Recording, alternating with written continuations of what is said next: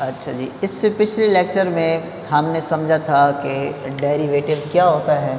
ठीक है, बड़े सादा सा अल्फाज में हमें इस बात को एक्सप्लेन किया था कि जो चेंज आता है, जब x में चेंज आता है तो उसकी वजह से जो y वेरिएबल में चेंज होती है उसको हम क्या कहते हैं, मालूम करने को डेरिवेटिव। जैसे एक छोटी सी अगर मैं मिसाल लूँ कि x की जब वैल्यू 1 है तो y की वैल्यू भी कहता हूँ 1 है। मैं मिसाल ले रहा हूँ, जब x की वैल्यू 2 हुई तो मैं कह रहा हूँ y की वैल्यू भी 2 हो गई। जब x की वैल्यू 3 थी तो y की वैल्यू भी 3 थी। तो इसको बढ़ा दूँ तो ये पॉइंट बना और ये पॉइंट बना और ये पॉइंट बना, और पॉइंट को मिला दूँ तो ये मेरे पास ये जो भी फंक्शन था y = x वाला, उसका ग्राफ बन गया। तो जैसे जैसे x में तब्दीली आई, ठीक है, ये अगर आप एरो देखें ना तो यहाँ से ये इधर मूव कर रहा है। ठीक है, इसका मतलब है x में तब्दीली होने की वजह से ये 1 के बजाय किधर आ गया, 3 तक पहुँच गया। और y में भी तब्दीली आई तो y में देखें पहले यहाँ था तो आहिस्ता आहिस्ता ये ऊपर जा रहा है। तो इसका मतलब है y में भी इसने ये वाला इस लिहाज से इतना सफ़र तय किया और यहाँ से लेकर ये इसने x में जो डिस्टेंस है वो कवर किया। तो जब x में तब्दीली आती है तो उसकी वजह से y में जो चेंज आता है इसको ही हम क्या कह देते हैं, डेरिवेटिव कह देते हैं। कि एक वेरिएबल के चेंज होने से दूसरी वेरिएबल में जो चेंज आता है उसको हम कहते हैं डेरिवेटिव। अच्छा, ये जो डेरिवेटिव फाइंड करना था, ये हमने कहा था कि फर्स्ट प्रिंसिपल हो या डेफिनेशन मेथड, दोनों की बात एक ही है। तो इससे पिछले लेक्चर में हमने कहा था कि derivative of a constant function, हमने कहा था कि कांस्टेंट वैल्यू का डेरिवेटिव, कांस्टेंट तो वो वैल्यू होती है जो चेंज ही नहीं होती, तो फिर उसके अंदर डेरिवेटिव मालूम करना पॉसिबल नहीं है। इसलिए हमने कहा था कि जो कांस्टेंट वैल्यू है उसका डेरिवेटिव क्या होगा, 0 होगा। तो ये जो पॉइंट है ये आपको खुद से ज़बानी याद रखना है।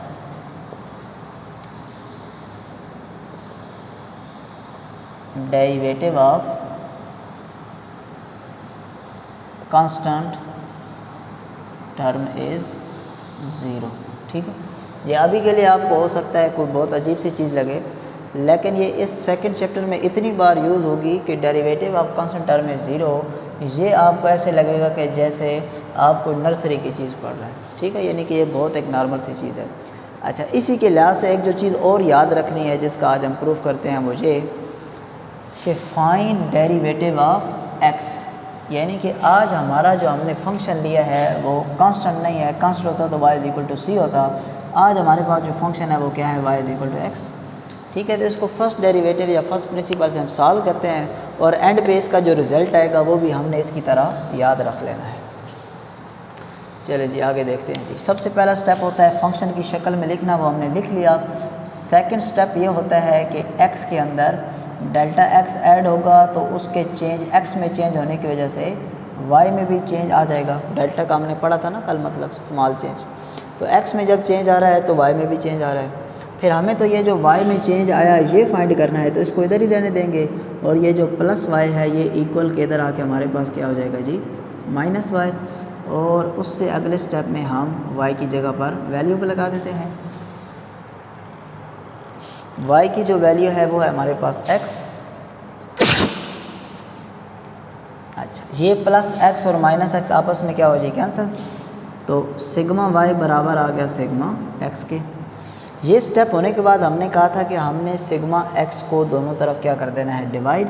तो जब सिग्मा x या डेल्टा x यहाँ पर और यहाँ पर डिवाइड हो जाएगा तो ये सारा कट कटा के क्या बन जाएगा, सामने हमारे पास क्या आ जाएगा जी, 1 आ जाएगा। फिर एक आखिरी स्टेप था कि हमने इसके ऊपर लिमिट अप्लाई कर देनी है।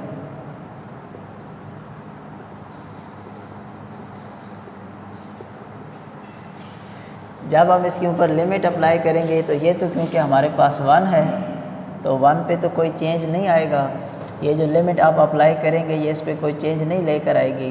तो ये जो हमने पढ़ा था ना, ये सारे का सारा हमारे पास बन जाएगा dy/dx।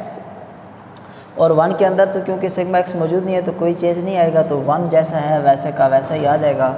अब हम सिर्फ एक स्टेप क्या करते हैं कि y की जगह पर उसकी वैल्यू पुट कर देते हैं।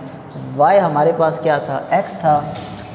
तो यहाँ से हमें एक रिज़ल्ट ये समझ में आया कि जब किसी वेरिएबल का उसका अपने लिहाज से डेरिवेटिव लिया जाए तो उसका आंसर हमारे पास क्या मिलता है, 1 मिलता है। जैसे अगर y का डेरिवेटिव y के लिहाज से होगा तो आंसर क्या मिलेगा, 1। ठीक है जी। तो यहाँ पर अभी हमने एक नई बात ये समझी कि डेरिवेटिव ऑफ x यानी कि x का डेरिवेटिव अगर x के लिहाज से होगा तो आंसर हमें क्या मिलेगा, 1। y का डेरिवेटिव y के लिहाज से होगा तो हमें आंसर क्या मिलेगा, 1। ठीक है जी।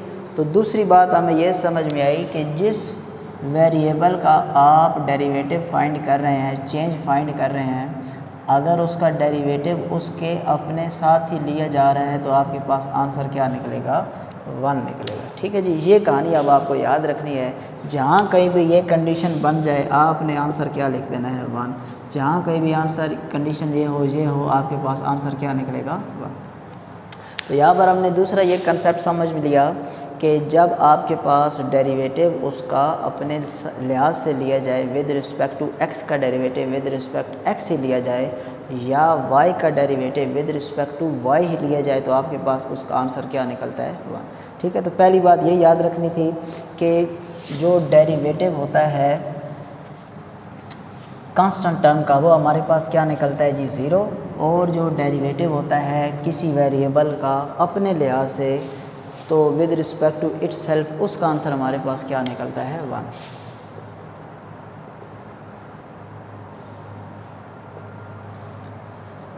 Derivative of a variable with respect to itself is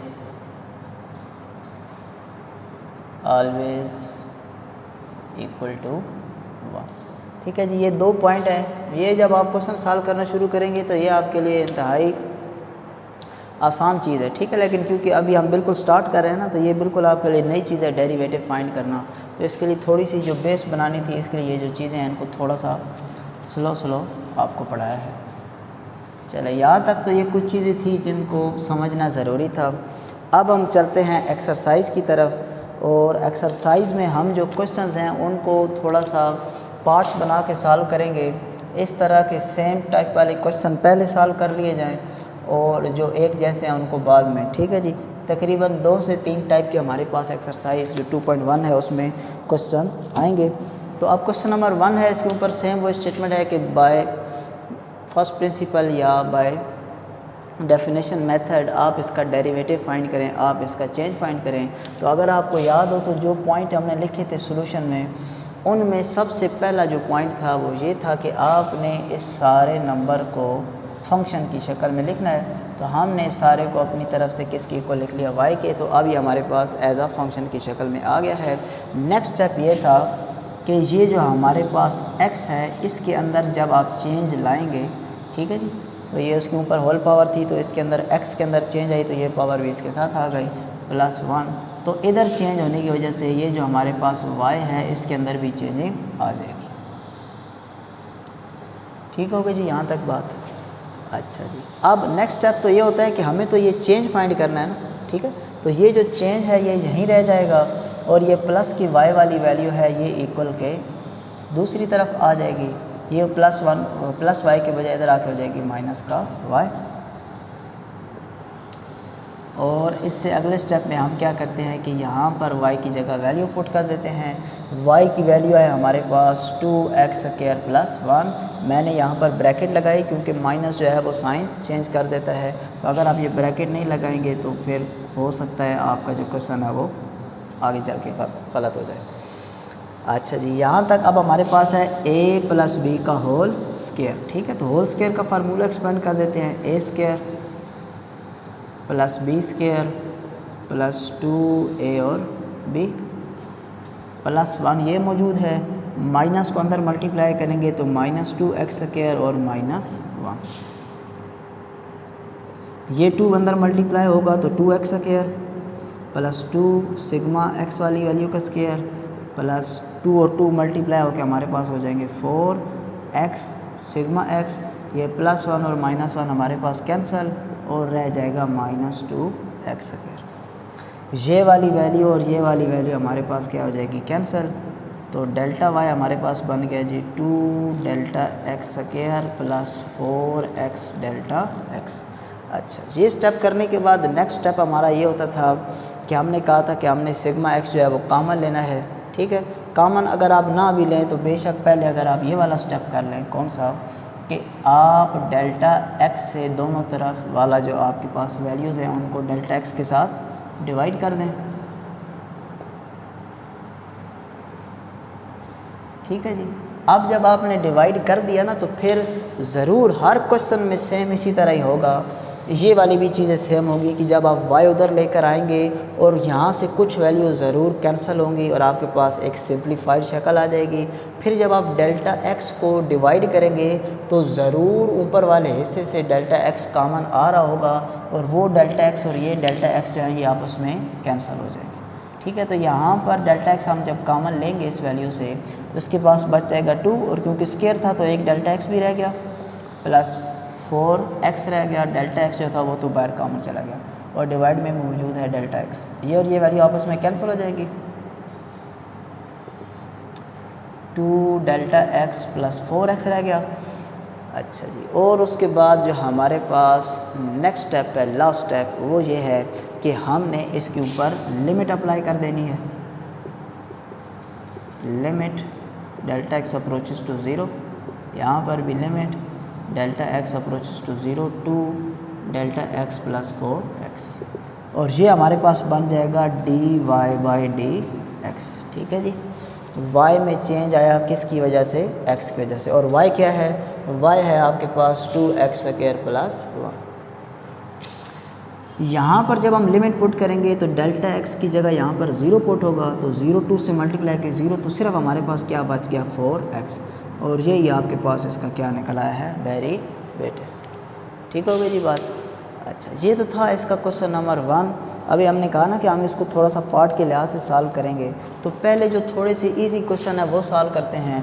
question number जो 1 है उसके बाद अभी हम सॉल्व करते हैं जी क्वेश्चन नंबर इसका 6।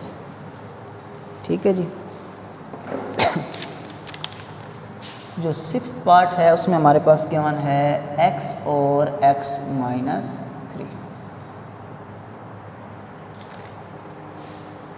सबसे पहला जो सोल्यूशन में हमने काम करना है वो ये करना है कि let y is equal to x into x minus 3। अगर इसको मल्टीप्लाई कर दिया जाए तो x स्क्वायर माइनस 3x। पहला काम हमने कर लिया। नेक्स्ट स्टेप हमारा ये है कि हमने जब x में चेंज लाना है तो वो चेंज y में भी आएगा।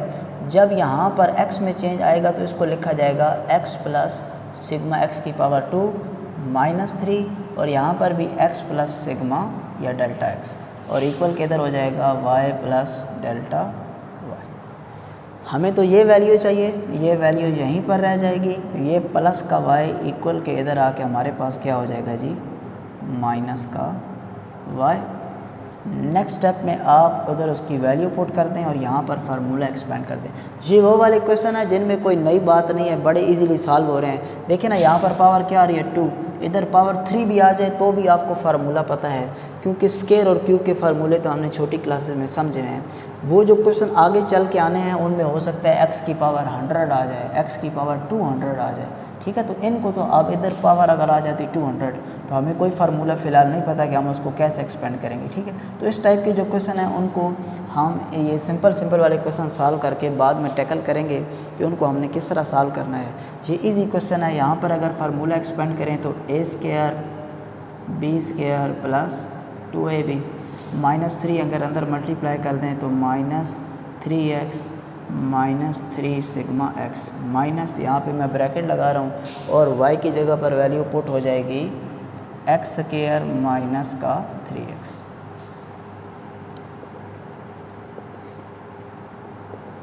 एक दफ़ा ये वैल्यूज़ एज इट इज़ ही लिख देते हैं, माइनस एक्स स्क्वायर और प्लस का 3x। Plus x square minus x square cancel. हमने अभी कहा था कि जो हमारी वैल्यूज़ हैं ये आपस में कैंसिल हो जाएंगी। अच्छा जी, उसके बाद अगर आप गौर करें तो प्लस 3x और माइनस 3x ये दोनों वैल्यूज़ भी हमारे पास कैंसिल हो जाएंगी। तो सिग्मा y बराबर आ गया sigma x square 2x sigma x और -3 इंटू सिग्मा x।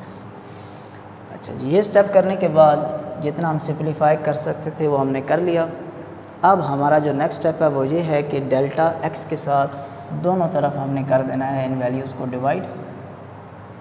यहाँ पर है जी delta x square plus 2x delta x -3 और delta x divided by delta x। पिछले क्वेश्चन में भी सेम यही काम था। इसके बाद आपके पास जो डेल्टा x है वो कॉमन आ जाएगा। यहाँ पर इधर स्क्वायर था तो एक आपके पास डेल्टा x रह जाएगा, यहाँ पर 2 और x ये कॉमन चला गया और यहाँ पर सिंपल रह गया -3।